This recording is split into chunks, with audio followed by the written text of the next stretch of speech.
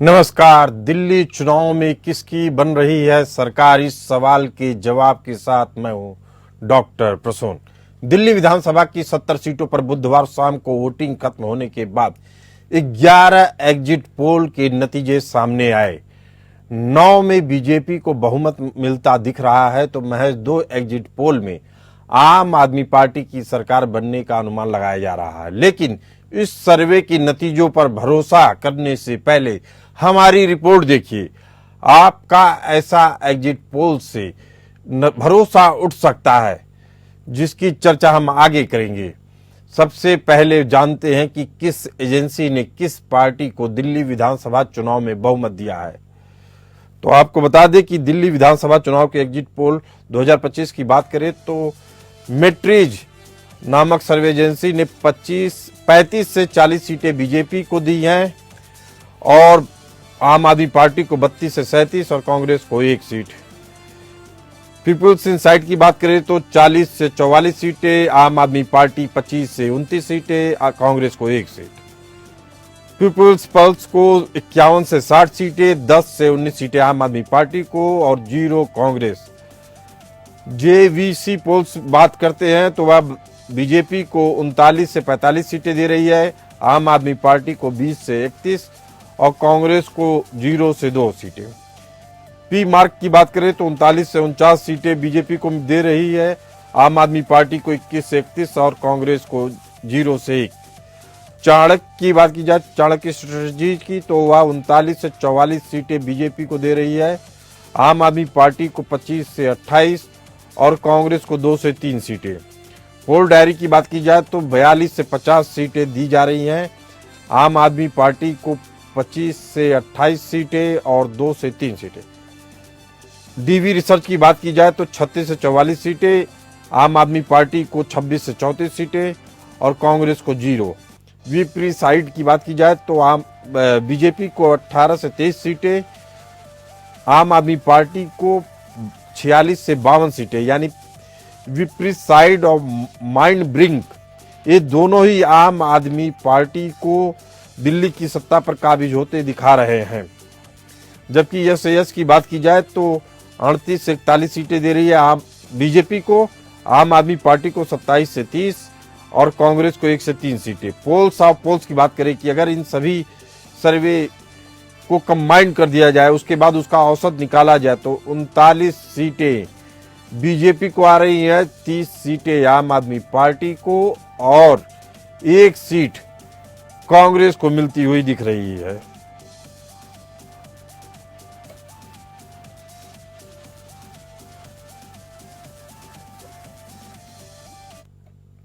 अगर बीजेपी सत्ता में आती है तो क्या यह वही बीजेपी है जो वंशवाद का विरोध करती आई है? 27 साल बाद सत्ता की वापसी के मायने क्या होंगे? आपको बता दें कि दिल्ली विधानसभा की 70 सीटों पर बुधवार को 58.06% वोटिंग हुई। नतीजे 8 फरवरी को घोषित होंगे। दिल्ली में सरकार बनाने के लिए 36 सीटों की जरूरत है। अगर भाजपा को बहुमत मिलता है तो 27 साल बाद वह सत्ता में वापसी करेगी। 1993 में भाजपा ने 49 सीटें जीती थी और 5 साल में 3 सीएम बनाए थे। इनमें मदन लाल खुराना, साहेब सिंह वर्मा और सुषमा स्वराज शामिल रहीं। इन तीनों नेताओं के बेटे बेटी दिल्ली की राजनीति में सक्रिय हैं। खुराना के बेटे हरीश खुराना मोती नगर से, साहेब सिंह वर्मा के बेटे प्रवेश वर्मा नई दिल्ली विधानसभा से चुनाव लड़ रहे हैं। बांसुरी स्वराज की बात की जाए तो वह नई दिल्ली से सांसद हैं। हालांकि सट्टा बाजार के नतीजे केजरीवाल के पक्ष में जाते दिख रहे हैं। सट्टा बाजार के अनुमान के मुताबिक दिल्ली में बीजेपी और आम आदमी पार्टी के बीच कांटे की टक्कर लग रही है। राजस्थान के फलौदी सट्टा बाजार में सटोरियों ने करोड़ों रुपए का दांव लगाकर चुनावी तापमान बढ़ा दिया है।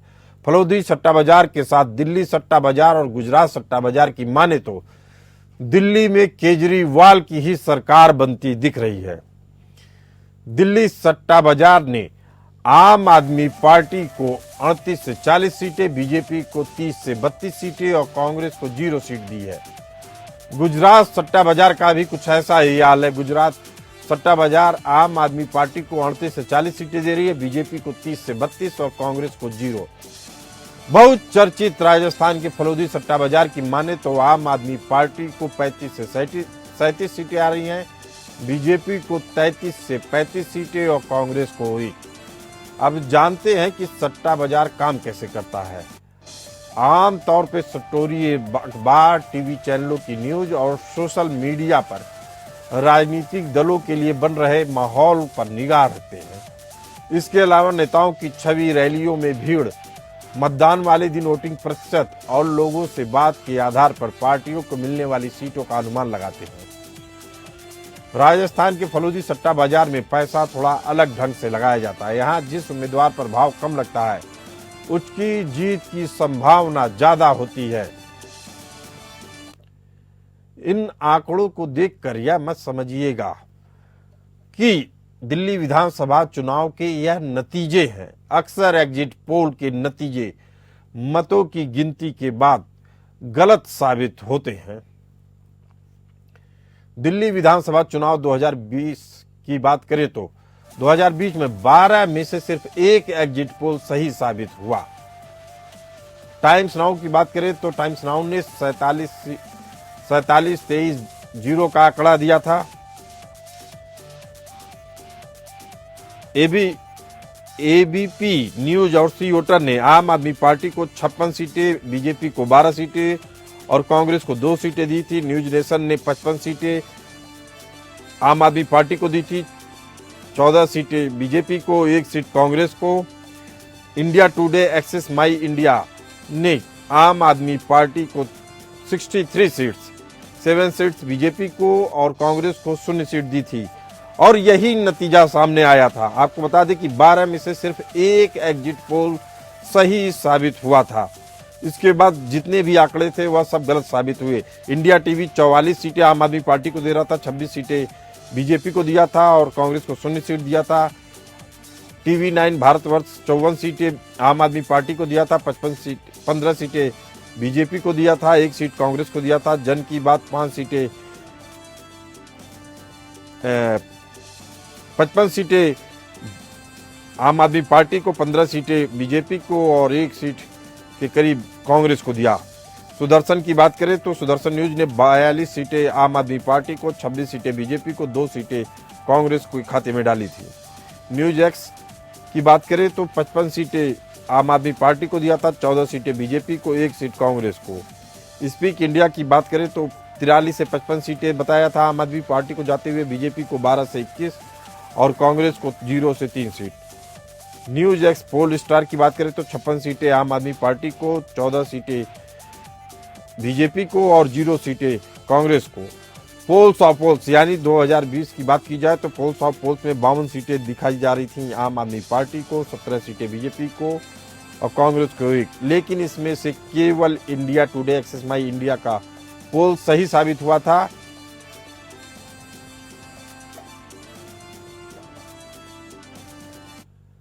दिल्ली विधानसभा चुनाव 2015 में भी सभी एग्जिट पोल गलत साबित हुए। बात दिल्ली विधानसभा चुनाव 2013 की करें तो उस चुनाव में भी महज एक एग्जिट पोल सही साबित हुआ था। इसी मुद्दे पर चर्चा करने के लिए हमारे साथ मौजूद हैं हरिमोहन कौशिक जी, रिसर्चर, और संदीप चौधरी जी, पॉलिटिकल एक्सपर्ट। आप दोनों मेहमानों का बहुत बहुत स्वागत है। हरिमोहन कौशिक जी, क्या एग्जिट पोल के नतीजों पे जो दिल्ली विधानसभा चुनाव के नतीजे को लेकर आ रहे हैं, क्या इन एग्जिट पोल को नतीजों में तब्दील होता देखेंगे या कुछ विस्मय की स्थिति है? हरिमोहन कौशिक जी। सर, मैं एग्जिट पोल्स के ऊपर बहुत ज्यादा सा भरोसा इस बार भी नहीं कर पा रहा। ना तो मुझे हरियाणा चुनाव में भरोसा, ना ही मुझे महाराष्ट्र चुनाव में भरोसा था, ना ही मुझे झारखंड के चुनाव में भरोसा था। मैं एग्जिट पोल पर इसलिए भरोसा नहीं कर पा रहा क्योंकि एग्जिट पोल का एक जो सबसे ज्यादा इंपॉर्टेंट फैक्टर जिस पर एग्जिट पोल डिपेंड करते हैं, जो सोर्स जिस पर एग्जिट पोल डिपेंड करते हैं, वो है सड़क पे खड़ा हुआ एक वोकल आदमी जो जोर से बोलकर अपनी बात रख पाता है। लेकिन हमारी सोसाइटी में नॉर्मली एक ऐसा वोट बैंक हमेशा रहता है जो कि वोकल नहीं होता, वो दबा है, वो कुचला है, वो घबराया हुआ है, अपने काम में परेशान है, कई बार घर से नहीं निकल पाता, कई बार उस टाइम पर वहां होता नहीं है, खड़े होने की उसे फुर्सत नहीं है, वो सुबह निकलता है और रात को अपने घर में घुसता है। उस वोटर की मानसिकता जब तक ये एग्जिट पोल नहीं पढ़ेंगे तब तक मुझे नहीं लगता कि एग्जिट पोल सही साबित हो। सर, उसके पीछे का रीजन हरियाणा चुनाव में आप देख सकते हैं, जाट वोट बैंक, सब जाट कम्युनिटी सबसे ज्यादा वोकल मिलेगी आपको नॉर्मली वेस्टर्न यूपी और हरियाणा में एटलीस्ट। अब ये वोकल मिलते हैं, वो डोमिनेटिंग हैं, वो कहीं ना कहीं अपनी बात को मजबूती से रख पाते हैं, बाकी जातियां अपनी बात नहीं रख पाती इनके सामने। तो एक जाट खड़ा हुआ होगा, 4 नॉन जाट खड़े होंगे, तो 4 नॉन जाट जल्दी से अपनी बात बोलेंगे नहीं। नतीजा क्या होगा, जो एग्जिट पोल्स हैं वो हमारे चौधरी साहब की बात सुनेंगे, बाकी किसी की ज्यादा सी बात सुन ही नहीं पाएंगे। फिर कहेंगे 72 सीट्स आ रही हैं, और नतीजा फिर उल्टा आता है तो कहते हैं एग्जिट पोल फेल हो गए। एग्जैक्टली यही चीज दिल्ली में भी है। दिल्ली में कुछ वोकल महिलाओं के बिहाफ पर आप सभी महिलाओं के दिल की बात नहीं सुन पा रहे। कुछ वोकल लोग जो कि क्या कहते हैं, चांदनी चौक या राजीव चौक या 2-4 क्राउडी प्लेसेस पर खड़े होकर वहां पर अपनी बात मजबूती से रखते हैं, उनमें ज्यादातर बीजेपी, कांग्रेस या आम आदमी पार्टी के वोटर्स भी होते, सपोर्टर्स भी होते हैं। लेकिन सर, हम एक बड़ा सेक्शन इग्नोर कर जाते हैं एग्जिट पोल वाले, जिसके मतलब एग्जिट पोल वाले जिसको इग्नोर करते हैं वो नहीं बोलता, वो चुपचाप जाके वोट डाल के आता है। हरिमोहन कौशिक जी, बेनिफिशियरी क्लास, हरिमोहन कौशिक जी, उसको इग्नोर किया गया है। हरिमोहन कौशिक जी, अगर आपकी बात मान ली जाए तो क्या लगता है कि ये जो एग्जिट पोल वाली एजेंसीज हैं, सर्वे एजेंसीज हैं, इनके ऊपर सट्टा बाजार वाले जो प्रेडिक्शंस आते हैं वो ज्यादा भारी पड़ते हैं, उन पे ज्यादा रिलायबल हम लोग ज्यादा भरोसा कर सकते हैं? सर, सट्टा बाजार को तो देखिए, अब जो चीज ऑथेंटिक नहीं है, भले ही वो रिजल्ट सही दे रही है, लेकिन अगर वो ऑथेंटिक नहीं है, ऑथेंटिक इन द सेंस सरकार या कोई उसे मान्यता नहीं दे रहा, तो वो तो अपना अपना रिस्क है। अब सट्टा बाजार में ये निकाल दिया, उसमें किस तरीके से निकाला मुझे नहीं पता, क्योंकि वो अपनी क्रेडिबिलिटी को बेच के पैसा कमाते हैं। मैं उस पर बहुत ज्यादा, मैं यूं नहीं कह सकता उसे भरोसा करो, अगर वो सही निकलते हैं तो वो एक ओपिनियन के लिए यूज किए जा सकते हैं, लेकिन उसको ये नहीं कहा जा सकता कि वो ठीक निकले तो वो ही ठीक है, क्योंकि उनका काम जुआ खेलना है। और सर, वो जिस दिन अगर उनको सच बेच के पैसा मिल रहा है तो वो सच बेचेंगे, जिस दिन उन्हें झूठ बेच के पैसा मिल गया तो वो सच छोड़ के झूठ चले जाएंगे। तो वो ऑथेंटिक, मैं उनको क्रेडिबल नहीं मानता, ऑथेंटिक नहीं मानता। ठीक है, संदीप चौधरी जी हमारे साथ मौजूद हैं, पॉलिटिकल एक्सपर्ट। संदीप जी, हमें किसके सर्वे पे भरोसा करना चाहिए? सट्टा बाजार वाले, सट्टा बाजार पे भरोसा करना चाहिए या ये एग्जिट पोल निकालने वाली एजेंसीज पे? देखिए, हम ये तो नहीं कह सकते कि हमेशा आप सट्टा बाजार पे भरोसा कर सकते हैं, या जिस तरीके के आंकड़े हमारे टीवी चैनल्स, इलेक्ट्रॉनिक मीडिया या अलग अलग जो संस्थाएं हैं वो दे रही हैं। लेकिन मैं ये देखता हूं कि समय समय पर चीजें बदली हैं, कभी कभी इनके हिसाब से भी रिजल्ट आए हैं। लेकिन अगर हम दिल्ली की बात करें तो देखिए, दिल्ली में एक माहौल क्रिएट किया गया, वो चाहे प्रिंट मीडिया के माध्यम से हो, सोशल मीडिया के माध्यम से, इलेक्ट्रॉनिक मीडिया के माध्यम से, तो बीजेपी हमें माइलेज लेती हुई दिखाई दी, आगे बीजेपी रही। लेकिन अगर हम ग्राउंड लेवल पर चीजों को समझने की कोशिश करें, जो सर्विस, जैसे महिलाओं को जो सर्विस आम आदमी पार्टी ने दी है, वो बसों में फ्री ट्रेवल कर रही है, या जिस तरीके से फ्री बिजली पानी की बात की जाती है, इन सब चीजों को छोड़कर भी अगर हम डिस्कस करें तो आप ये देखिए, पिछले 10 सालों की अगर मैं बात करूं, पिछले 10 सालों में ना तो कोई दलित समाज मुखर करके सड़कों पर उतरा सरकार के खिलाफ बड़ा आंदोलन लेकर के, ना कोई वाल्मीकि समाज सरकार के खिलाफ उतरा सड़कों पर कोई आंदोलन लेकर के, ना कोई जो शिक्षण संस्थाएं हैं इनसे निकलने वाले जो हमारे अध्यापक हैं, टीचर्स हैं, ये कोई आंदोलन लेकर के सरकार के खिलाफ निकले। तो आप देखेंगे पिछले 10 साल में अगर सरकार का विरोध कहीं कभी कभी आपको देखने को मिला, जो ऑर्गेनाइज्ड विरोध होता है वो राजनीतिक दल करते हैं। कभी कांग्रेस ने कई हल्का विरोध कर दिया तो कभी बीजेपी। नहीं, संदीप चौधरी जी, विरोध तो तब करते हैं ना कि जब इनके 2.5 साल से नेता जेल के बाहर होते, 2.5 साल तक तो अंदर बाहर चलता रहा, तो विरोध किसका करते हैं ये सब समाज के लोग? ये आपने बहुत महत्वपूर्ण बात कही। इसमें भी आप ये देखिए जिस तरीके से हेमंत सोरेन को जेल में डाला गया, लेकिन वहां की जनता किसके साथ खड़ी हुई। इसी तरीके से आम आदमी पार्टी के तो कितने नेताओं को जेल में डाला गया और आज तक किसी के खिलाफ भी कोई आरोप पत्र तय नहीं हुआ, किसी को आज तक सजा नहीं हुई, जबकि सारी संस्थाएं केंद्र सरकार के पास हैं, सारी चीजें सरकार के हिसाब से चल रही हैं। जब चाहे अंदर डाल दिया जाता है, जब चाहे जमानत पर रोक लगा दी जाती है। लेकिन इतना कुछ होने के बावजूद भी आम आदमी पार्टी के जो नेता थे वो जनता के बीच में थे और अपने लिए वोट मांग रहे थे। और इन सब के बावजूद आपने इसी के साथ संदीप चौधरी जी मैं एक बात और जोड़ना चाहूंगा, आपकी बात के साथ एक बात और जोड़ना चाहूंगा कि कांग्रेस के नेता राहुल गांधी चुनाव के मैदान में साफ तौर पे केजरीवाल पे आरोप लगा रहे थे कि शराब घोटाले में जेल गए आप अपने कुकर्मों की सजा भोग रहे हैं। इसके साथ ही उन्होंने कहा कि शीश महल आपने बनवा लिया, जबकि आप कहते थे मैं सरकारी मकान सरकारी गाड़ी तक नहीं लूंगा। तो ये आरोप बताया गया, संगीन लगाया गया। हालांकि केजरीवाल ने भी कहा कि नेशनल हेराल्ड वाला केस है, ओपन एंड शट केस है, बीजेपी से मिली भगत के कारण राहुल गांधी को जेल नहीं भेजा गया। अब आप बताइए कि जब एक दूसरी पार्टियां आरोप लगा रही हैं, आपके सहयोगी दल भी आपके ऊपर आप चोर बनाने के लिए आरोप लगाती हैं, तो आप कैसे बच सकते हैं केवल अपने विरोधी पे आरोप लगाकर?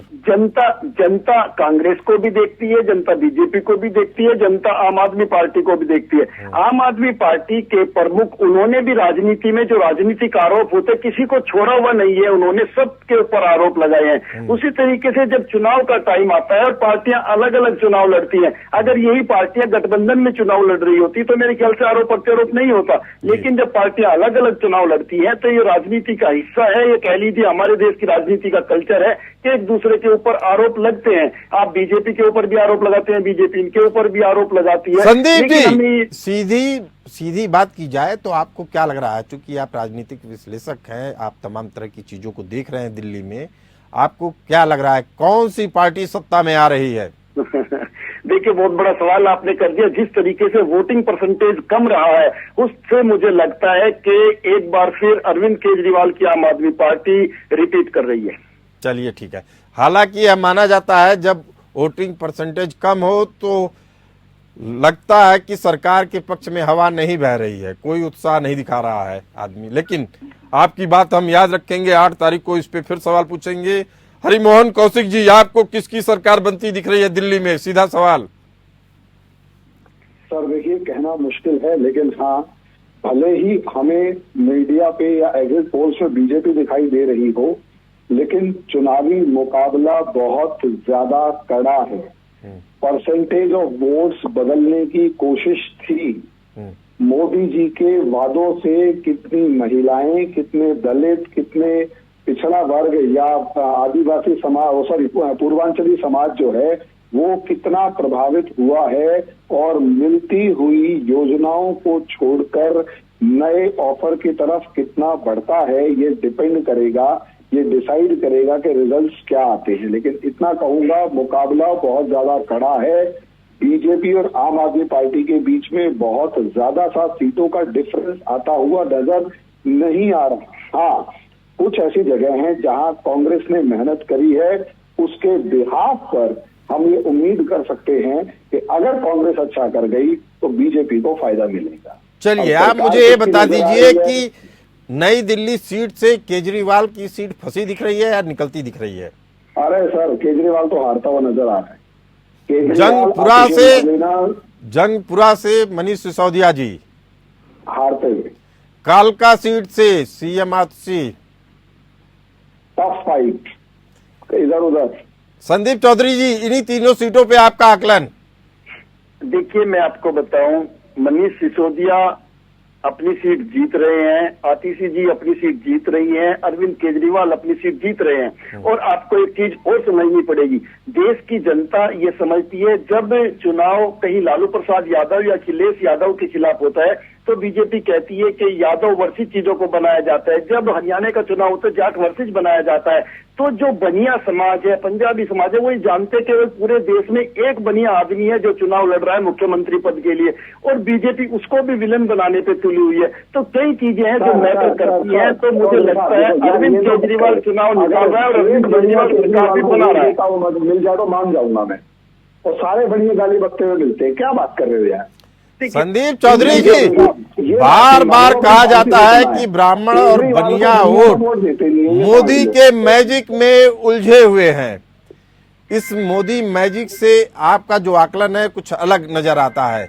हरिमोहन कौशिक जी, संदीप चौधरी जी की लाइन कट गई है, वो इस समय हमारे साथ नहीं है। आपसे पूछना चाहेंगे कि क्या जातियों में बट के बीजेपी को वोट मिल रहा है या हिंदुत्व के नाम पे बीजेपी को वोट मिल रहा है? सर देखिए, हिंदुत्व के नाम पे बीजेपी के पास अप्रोक्सीमेट 36-37% वाला वोट है।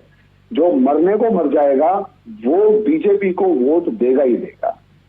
दूसरा, इसी तरीके से धर्म के नाम पर मुसलमान वोट केजरीवाल के पास मौजूद है, जो जल्दी से इधर उधर होता हुआ नजर नहीं आ रहा।